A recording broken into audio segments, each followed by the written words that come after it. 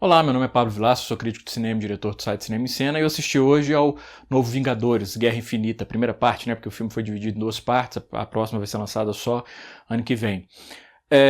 Bom, a maior parte desse vídeo não vai ter spoiler. Quando for ter spoiler, eu aviso antes, assim, bem marcado, tá? Então não precisa ficar preocupado, é só lá no final do vídeo, porque tem uma coisinha que eu acho que eu preciso discutir, mas eu vou avisar antes e a maioria sem spoiler. Gostei do filme. Acho que é um filme que me prendeu do início ao fim. É um filme de 2 horas e meia, mais de 2 horas e meia, mas não cansa. Outra coisa que me preocupava muito, o excesso de personagens. Se de repente o filme ia ficar sem espaço para cada um dos personagens. Hoje em dia eu senti que aqueles personagens estavam ali só para marcar a presença, mas eles não tinham nada para fazer. E o filme funciona bem nesse sentido também. Os personagens justificam estar ali. O filme, obviamente, todo mundo sabe, ele é a culminância de 10 anos de planejamento da Marvel.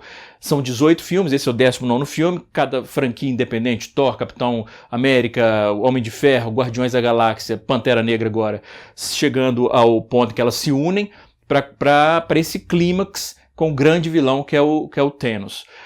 Que é um vilão, vou começar falando do vilão, que é um vilão que eu gostei muito, para mim um dos mais fortes de todos os filmes da Marvel. Por quê?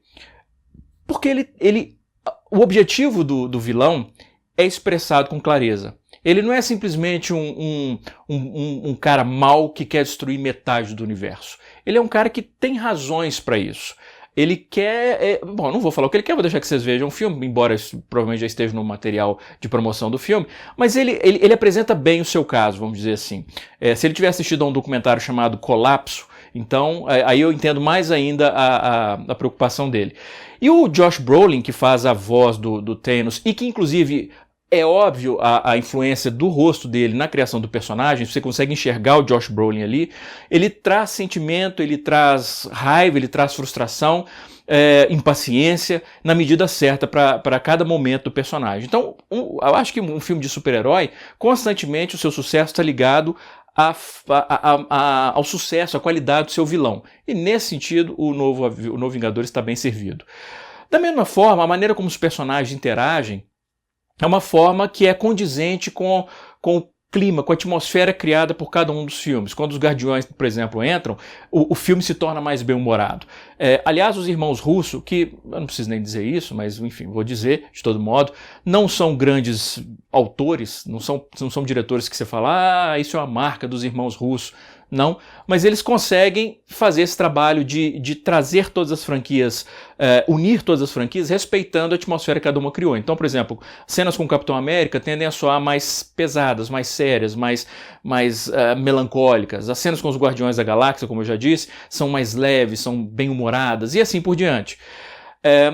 E isso é um bom trabalho, óbvio, porque você não sente que aqueles personagens estão forçados a ser quem eles não são para poder se encaixar no filme em si. Da mesma maneira, o design de produção, o figurino, faz um excelente trabalho de criar os diversos planetas com as suas diversas peculiaridades geográficas, de atmosfera e tal. Mas, como todo filme da Marvel, tirando os filmes Guardiões da Galáxia, o Pantera Negra, e eu estou esquecendo de mais um, tem mais um que tem uma diferença de visual que eu acho bastante. O Doutor Estranho, tirando esses 3 filmes, ou 5, né? Porque são 2 Guardiões da Galáxia, o Doutor Estranho e Pantera Negra, 4, que tem personalidades estilísticas diferentes, todos os filmes da Marvel se parecem. O que eu acho uma pena, porque as possibilidades de mesclar universos são muito ricas ali, porque os personagens são muito diferentes. Então, embora eles convivam no mesmo universo geral, nada impediria que os filmes tivessem personalidade própria e tornaria, inclusive, esse novo Vingadores, de uma maneira, de um ponto de vista puramente estilístico, tornaria muito mais interessante. Você vê esses diversos universos com as suas características estilísticas próprias se juntando. Mas... enfim, não é uma característica da Marvel dar para os diretores essa independência ao criar o estilo dos seus filmes. Ok. Como eu falei, o filme tem uma montagem ágil em todas as sequências paralelas e o filme é repleto de sequências paralelas. Quando nós saltamos de um personagem para o outro, a gente fica interessado em ver o que vai acontecer ali sem perder o interesse no que aconteceu do outro lado e ver como vai terminar aquilo. Então é uma maneira fácil, mas eficaz de manter o espectador preso no filme o tempo inteiro. E como eu falei, apesar de ter 2 horas e meia, 2 horas e 40 de duração, é um filme que é divertido. Você gosta dos personagens. Eu estava comentando isso inclusive com meu filho, quando começou o universo Marvel, Eu não tinha simpatia pelo Capitão América, eu não tinha simpatia nenhuma pelo Thor, ao contrário, eu achava o Thor bem chatinho. E ao longo desses 10 anos eu passei a simpatizar até mesmo com esses dois personagens. Simpatizar não, eu passei a gostar desses personagens. E isso é muito importante, principalmente num filme que todos eles estão juntos. E aí, claro, eu vou escrever sobre o filme com mais detalhe, mas e aí, e agora eu sou obrigado a avisar, spoiler, spoiler, spoiler, porque eu tenho que lidar com alguns elementos do final do filme para explicar uma pequena frustração que eu tenho com o resultado final. Que é o fato de que, spoiler, é o fato de que ao final do filme, as consequências dos personagens, para mim, estou falando obviamente, tem um elemento subjetivo aí, mas para mim elas não foram tão eficazes. Por quê? Porque eu não acreditei nas consequências. Eu não acreditei que as consequências fossem reais. E isso me dificultou lidar com o aspecto emocional que o filme, obviamente, estava tentando alcançar. O que eu quero dizer com isso? Spoiler. Quando o Thanos sacrifica duas pessoas, quer dizer, mata uma e sacrifica a outra, logo no início do filme e no meio do filme, são duas mortes que eu senti. Porque eu senti que eram duas mortes definitivas. Eram mortes que tinham consequências emocionais para os outros personagens, inclusive. Mas ao final do filme, quando o filme tenta provocar esse impacto envolvendo vários personagens, aí vem uma questão que sempre me incomodou muito na Marvel com a criação desse universo. Que do ponto de vista de ambição, de grandeza, é admirável ver um planejamento de 10 anos envolvendo 19 filmes, de um ponto de vista econômico, a percepção influencia. Não tem como eu chegar a esse 19º filme sem levar em consideração o fato de que tem várias franquias em jogo ali. Então não adianta você tentar me convencer que depois do grande sucesso do Pantera Negra, que se estabeleceu como uma franquia talvez das mais fortes do universo Marvel, depois desse sucesso, eles vão eliminar o Pantera Negra. Não adianta querer me convencer que com 2 filmes de sucesso Guardiões da Galáxia, eles vão eliminar a maior parte dos Guardiões. Então isso é um problema. Ou o Homem-Aranha. Eu avisei que tinha spoiler. Por quê?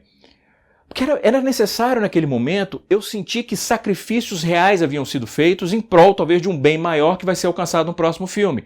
Mas a única coisa que esse desfecho, embora ele seja de um ponto de vista formal muito eficaz, o trabalho de design sonoro, o silêncio, ou a música levemente melancólica, triste, saltando de um personagem para outro, porque a gente veja cada personagem lidando com o fato que eles estão desaparecendo, ou com frustração, ou com raiva, ou com medo, embora formalmente seja muito bem feito, de um ponto de vista de história, eu não consegui comprar. E não só não consegui comprar, como já me levou a deduzir, inevitavelmente, que aquelas mortes, a maioria delas, é reversível. E vai ser reversível, porque a Marvel não vai sacrificar essas franquias todas pelo filme. E isso me chateia, porque era um momento em que, assim como as 2 mortes anteriores que eu já mencionei no filme me deixaram tocado, era para eu ter ficado ainda mais tocado nesse desfecho. E eu só conseguia pensar que, não, claro que eles não vão fazer isso porque eles têm ainda muito dinheiro para ganhar. Então isso para mim enfraqueceu o filme, infelizmente.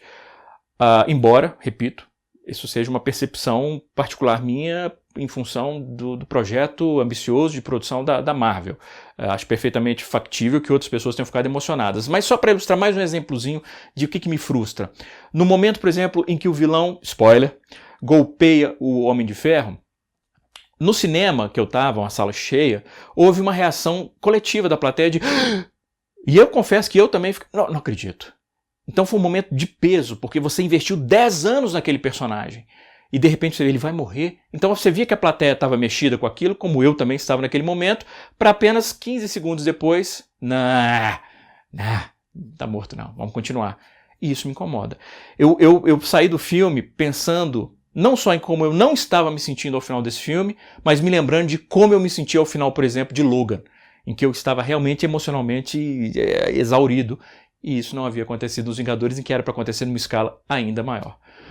Mas, como entretenimento, e enquanto o filme está desenrolando, é um filme que prende, diverte e convence o espectador de que aqueles personagens, que valeu a pena ter investido 10 anos naqueles personagens.